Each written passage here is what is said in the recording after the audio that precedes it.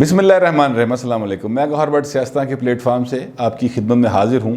दो बातें हैं जो आपके साथ शेयर करनी हैं। एक ख़बर है, बहुत अच्छी, बड़ी ज़बरदस्त खबर है, और दूसरी भी खबर ही है।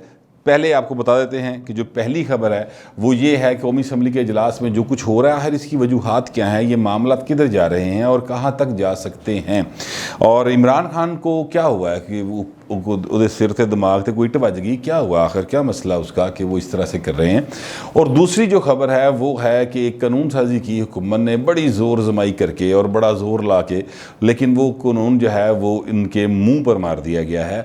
अब ये पहली खबर की तरफ मैं आता हूँ। पहली खबर ये है कि जनाब, ये आप देख रहे हैं कि कौमी असम्बली का इजलास है, 3 रोज़ से मुसलसल हंगामा राई की नज़र हो रहा है, और हुकूमत जो है वो हंगामा राई कर रही है, और फिर उसके बाद उस पर शर्मिंदा भी नहीं होते, बल्कि सीना तान के कहते हैं कि सान को एक बारी गाल कटेगा ही 4 बारी कटांगे।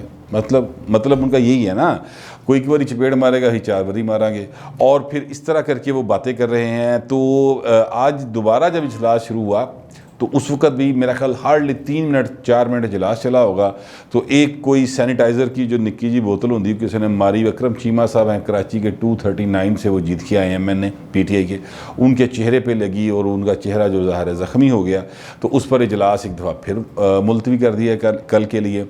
अच्छा, अब ये सारा कुछ हो क्यों रहा है, आखिर हुकूमत को समझ क्यों नहीं आ रही। रूटीन का इजलास होता है ना, तो पहले भी ये हुकूमत करती रही है। जब शुरू में इजलास हुए थे तो वो बहुत ज़्यादा जो किसको कहते हैं ना, उड़ के पैना, अपोजिशन के ऊपर बड़े हमले करते थे, चोर डाकू लुटेरे लुट के खा गए, सारा ख़ानदान खा गया, ये इस तरह की बातें बहुत ज़्यादा नून लीग के ऊपर ख़ास तौर पे और पीपल्स पार्टी के ऊपर आम तौर पर ये बातें की जाती थी। लेकिन अब बजट इजलास है, बजट इजलास बहुत अहम होता है। आज बजट की शायद जून की शायद 16 तारीख हो गई है, और बजट जो है वो अभी तक उस पर यानी बाकायदा जो ओपनिंग स्पीच होती है अपोजिशन लीडर की वो ही कंप्लीट नहीं हो पा रही। अच्छा, उसके बाद फिर ज़ाहिर है कि बिलावल साहब भी बोलेंगे, मौलाना फजल रहमान की पार्टी के लोग भी बोलेंगे, फिर इनकी पार्टीज़ के और उधर से मिनिस्टर जो होंगे या उनकी पार्टी के लोग बजट के ऊपर बहस करेंगे, और उसके बाद जाके फिर कटौती की तहरीकें पेश होंगी। कटौती की तहरीकों पर भी बहस होती है, फिर जो सारा सिलसिला फिर कटौती की तहरीकें जो होती हैं वो या मुस्तरद होती हैं, मंजूर होती हैं, तो एक लंबा प्रोसेस है। एंड पे जाके फाइनेंस बिल जो है उसकी मंजूरी ली जाती है या वो मुस्तरद हो जाता है। तो अभी वैसे देखने को तो 14-15 रोज़ हैं, मतलब ये आप 30 जून तक, क्योंकि 30 जून रात 12 बजे तक बजट पास करना लाजमी है। लेकिन हुकूमत का रवैया जो है कुछ इस तरह से है कि जैसे वो चाहती नहीं कि बजट इजलास आराम से चले और बजट मंजूर हो सके। हुकूमत के पास अददी अक्सरियत है, इसमें कोई दूसरी राय नहीं है। हुकूमत जो है वो बजट पास करवा सकती है, लेकिन हुकूमत नहीं चाह रही ऐसे लगता है। मैंने इस हवाले से उनके रवैये पर मुझे बड़ी तशवीश थी। मैंने 1-2 अरकान कौमी असम्बली जो इधर के भी हैं और उधर के भी, यानी PTI के भी हैं और नून लीग के भी हैं, उनसे बातचीत की। पीपल्स पार्टी के भी 1-2 लोगों से बातचीत की कि हर मसला कहाँ फंसा हुआ है, हुकूमत का इशू क्या है।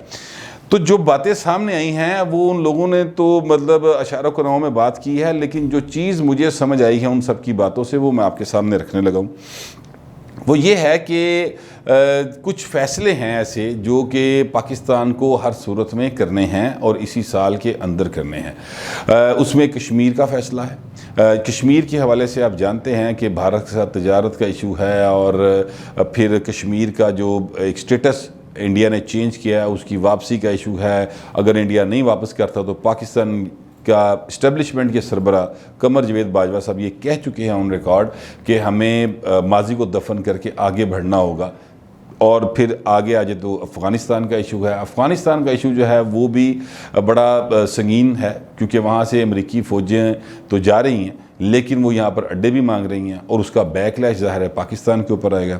तीसरा जो इन सबसे ज़्यादा अहम इशू है वो है पाकिस्तान के माशी हालात का, और वो बराह रास्त ताल्लुक़ रखता है चाइना और अमेरिका के साथ पाकिस्तान के ताल्लुकात के ऊपर।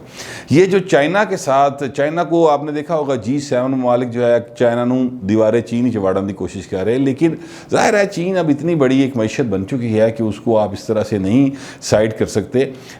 लेकिन दूसरी तरफ से अमेरिका की जानिब से प्रेशर ये है कि आप चाइना के ब्लॉक को बिल्कुल छोड़ दें और हमारी तरफ आ जाएं। और चाइना जो है उसके साथ हमारे ताल्लुकात जो हैं 70-80 साल से इस किस्म के हैं, यानी हमारी मतलब कंध ना कंध रली पई, असी अपना जोग्राफिया किमें तब्दील कर ली है, ठीक है। तो ये भी पाकिस्तान के लिए प्रॉब्लम हो रहा है। तो इन इश्यूज़ पर वो डील करना है और इन पर कोई हतमी फैसले लेने हैं, जो जाहिर है कि इमरान खान जैसी शख्सियत के बस की तो बात नहीं। और कोई भी सियासी हुकूमत जो है वो कम अज़ कम कश्मीर के इशू के ऊपर, बाकी दोनों के ऊपर तो चलो कोई हॉकी खेल लेंगे, लेकिन जो कश्मीर का इशू है उसके ऊपर कोई भी इस तरह से रिस्क नहीं ले सकता। कोई भी सियासी आदमी जिसमें थोड़ी बहुत भी सूझबूझ है, यानी इमरान खान जितने भी जिसके अंदर सूझबूझ है, वो कश्मीर के इशू के ऊपर इस तरह से आउटराइटली नहीं जा सकता कि भारत के साथ मुज़ाकरात शुरू कर दे और तिजारत शुरू कर दे और इस तरह के मामलात को आगे बढ़ा ले और माजी को एकदम से दफन कर दे। अगरचे इमरान खान ये पहले कर चुके हैं, लेकिन इस बार वो थोड़े से अड़े पड़े।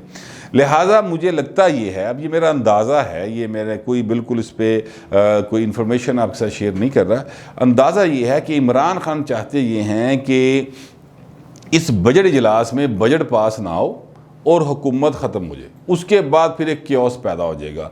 और क्योस पैदा होगा तो इमरान खान को सियासी शहीद बनने की बाकायदा एक जो है ना वो सनद मिल जाएगी कि जनाब देखिए अपोजिशन ने क्या किया था और बजट पास नहीं हुआ और ये सारा गंद उन्होंने डाला। यानी इमरान खान अपना टोटल गंद उठा के तो सारे ने मुँह ते मलने की कोशिश कर रहे हैं। उनका अपना खैर तो चेहरा ज़ाहिर दागदार है ही, महंगाई बेरोज़गारी और जो उनकी कारकर्दगी है उस हवाले से, लेकिन वो चाहते हैं कि उनका बोझ जो है ना अब सारे मिलकर उठा लें। और उसके नतीजे में क्या होगा? उसके नतीजे में ये होगा कि फिर एक कयास पैदा हो जाएगा और फिर या तो शहबाज शरीफ हुकूमत बनाएंगे, जाहिर है कि उनके पास अपोजिशन जमातों में मेजॉरिटी है, और या फिर नए इंतखाबात की तरफ जाया जा सकता है। वैसे तो पाकिस्तान में तीसरा राह भी हर वेले मौजूद होता है और वो जो होता है ज़ाहिर है कि वो मावरा आइन हल होता है। लेकिन बहरहाल फ़िलहाल चूँकि इस्टेब्लिशमेंट चाहती है कि ये आइन के अंदर ही रह के चीज़ों को तय किया जाए, तो लिहाजा वो उसकी तरफ मेरा ख्याल इम्कानात नहीं है। तो ये अब ये सारी जो सूरत हाल बनी हुई है, ये बजट इजलास के अंदर हुकूमत का ये जो रवैया है ना, मुझे कुछ इस तरह की स्मेल आ रही है कि हुकूमत जो है वो चाह रही है कि हम सियासी शहीद बन के एक दफ़ा फिर आ जाएँ और पाकिस्तान के लोग जो हैं वो हमारे साथ हो जाएंगे और फिर हम एक दफ़ा जब नए इलेक्शन होंगे तो हम चीज़ों को और तरफ लेके चले जाएंगे। ये मेरा ख्याल है, हो सकता है गलत भी हो, लेकिन जो इमरान खान की सारी इस वक्त की मैं अगर देखूं तो जो वो कह रहे होते हैं एक्चुअली वो कर नहीं रहे होते, और जो वो कर रहे होते हैं वो उसके पीछे बाकायदा एक साजिश मौजूद होती है। क्योंकि ये कहना कि जनाब हमें जो है वो इमरान खान को पहली तकरीर नहीं करने दी थी तो फिर हम नहीं तकरीर करने देंगे, यानी इमरान खान है भाई ना, मतलब वो कोई खातून नहीं है जिसके कोई मतलब मसाइल बन गए हैं। एक दफ़ा अपोजिशन ने ऐसा किया, 2, 3, 4, 5 दफ़ा आपने भी किया। मुझे याद है सेनेट के इजलास में जिस तरीके से वो मुशाहिदुल्लाह खान को निशाना बनाया जाता था और मुशाहिदुल्लाह खान फिर शेर सुनाया करते थे, हुक्मरान हो गए कमीने लोग, वो आपको याद होगा। तो वो इस तरह के जो मामला दोनों तरफ से चलते रहे तो इजलास चलता रहा, कानून साजी भी जिस तरह से करना चाहते थे वो भी होती रही। लेकिन अब बजट इजलास के अंदर आके एकदम इतना दिमाग में फतूर समा जाना, या तो फिर ये है कि इमरान खान समझ बैठे हैं कि वो मोदी की तर्ज पे चल पड़े, उसके नक्शे कदम पे चल पड़े कि अपोजिशन को बिल्कुल रुगेद के रख दो और फिज़िकली इनको जो है ना वो निशाना बनाया जाए। क्योंकि जिस तरह से कल वज़रा की सरबराही में, बल्कि वज़रा ने खुद मुराद सईद साहब जो हैं वो वज़ीर हैं, और जिस तरह से उन्होंने उठ के मतलब मारा है ऊपर से खड़े होकर, तो वो जो सारी चीज़ें हैं वो फिर एक लगता है ऐसा है कि या तो फिर इमरान खान ने तय कर लिया है कि फिर सीनी ये हों, कोई गल नहीं, ये जितना गंद पिया है फिर अगले चुकन, या फिर यह है कि इमरान खान ने ये तय कर लिया है कि अब हम इनको मुकम्मल तौर पर जो है ना वो नस्तो नबूद कर देंगे अपोजिशन को और बिल्कुल इन्होंने साह नहीं लेने देना। बहरहाल इंसान की ख्वाहिशें जो हैं वो कुछ और होती हैं, अमल कुछ और होते हैं, नताइज कुछ और निकल आते हैं। माजी में भी ऐसा होता रहा है, मुझे लगता है कि इस दफ़ा भी नताइज जो हैं वो इमरान खान की मर्जी दे निकलन दे, मैनू लगदे नहीं कि निकलणगे। बहरहाल ये आने वाला वक्त बताएगा। जुम्मे वाले दिन जो वोटिंग हो रही है अपना तहरीक अदम एतमाद के ऊपर, उसमें काफ़ी सारी चीज़ें जो हैं वो क्लियर हो जाएंगी कि गल केड़े पासे जा रही है।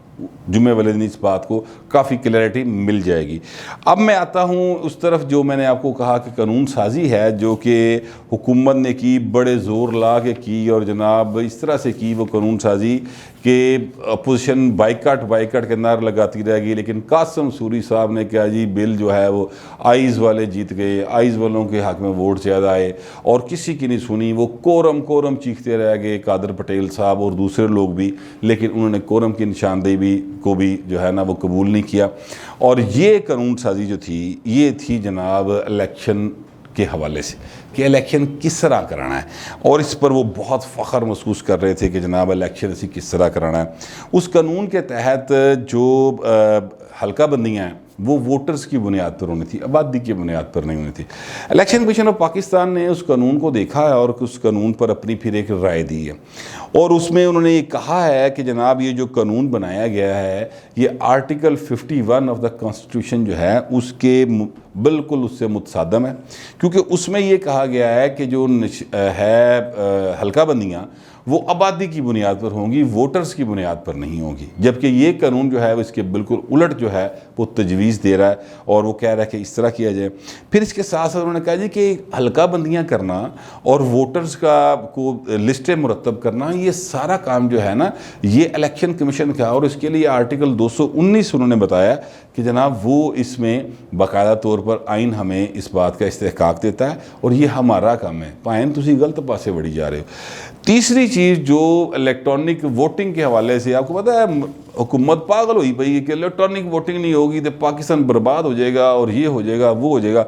बड़ी लंबी प्रेस कॉन्फ्रेंसेस जो हैं फवाद चौधरी साहब ने की हैं, उनके साथ शेख रशीद साहब भी बैठे होते थे, कभी बाबर रवान साहब बैठते हैं, कभी कोई मतलब मुख्तलिफ जो वज़ीर और मुशीर हैं वो बैठ कर इस पर लंबे कौम को लेक्चर देते हैं।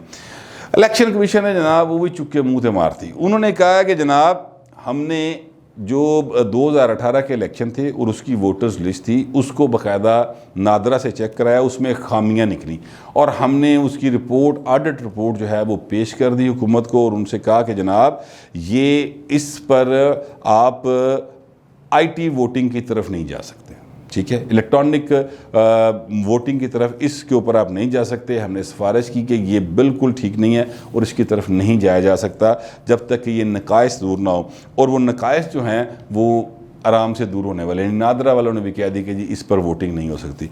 तो ये वो कानून था जिसके ऊपर इमरान खान की हुकूमत ओवरसीज़ पाकिस्तानीज़ के जज्बात के साथ खेल रही कि जनाब उनको वोट का हक दिए। पहले तो मैं बिल्कुल ओवरसीज़ पाकिस्तानीज़ को वोट का हक देने को तैयार हूँ, पर भाएं न लाहौर आके पाओ जे लाहौर दे होते, जे गुजरात दे तो गुजरात पाओ, जे कराची दे तो कराची आगे पाओ, आपको कोई नहीं रोक रहा। लेकिन ये नहीं हो सकता, ये बात बिल्कुल गलत है सिरे से कि आप बार्सिलोना में बैठ के कराची की तकदीर का फ़ैसला करें या पाकिस्तान की तकदीर का फ़ैसला करें। इस बात की इजाज़त जो है वो नहीं दी जा सकती। लेकिन ये जो चूँकि कानून उन्होंने बनाया है, अभी इसने सेनेट में पास होना है, वो होगा नहीं होगा बात की बात है। फिर उसके बाद ज़ाहिर है इस चीज़ों को चैलेंज भी किया जा सकता है, जैसे कि 2 आर्टिकल इलेक्शन कमीशन ने खुद बता दिए हैं कि ये आइन से बराह रास्त मुतसद्दम हैं, तो लिहाजा इन 2 आर्टिकल की बुनियाद पर कोई भी शहरी उठ के सुप्रीम कोर्ट चला जाएगा और ये कानून जो है ये बाकायदा तौर पर फिर एक बारी हुकूमत के मुँह से बजेगा। लेकिन तब तक हुकूमत रहेगी नहीं रहेगी क्या बनेगा, क्योंकि जिस तरीके से इमरान खान और उनकी पार्टी है वो इस सारी सूरत हाल को बना रही है, बाकायदा कुक कर रही है कि हालात इतने ख़राब हों कि कयोस की सूरत हाल पैदा हो जाए और यहाँ पर कोई जो है ना हुकूमत ना रहे, कोई अपोजिशन ना रहे। क्योंकि अब आप अगर देखें मतलब आप वो कौमी असम्बली का जितना भी मामला है उसकी फुटेजेस देख ले तो आपको नज़र आएगा कि कोई बंदा जो है वो पता नहीं लग रहा कि हुकूमत केड़े पासे दी है तो अपोजिशन केड़े पासे दी। ये सारे के सारे मनाजर जो हैं ये माजी में देखे जाए गए हैं, लेकिन वो बजट इजलास के दौरान नहीं होते थे, या कम अज़ कम हुकूमत इस तरह के मनाजर पैदा नहीं करती थी। हुकूमत तो चीज़ों को कूल डाउन करती है ताकि उनकी जो कानून साजी है वो हो सके। ये बजट बड़ा अच्छा पेश किया गया, अगर फ़र्ज़ करें जैसा कि हुकूमत क्लेम करती तो पाइनों पास हो लेंदे हो ना, वोटिंग होवे ताकि पता लगे, पास हो जाएगा, आपके पास मेजोरिटी है, किस चीज़ का डर पे है।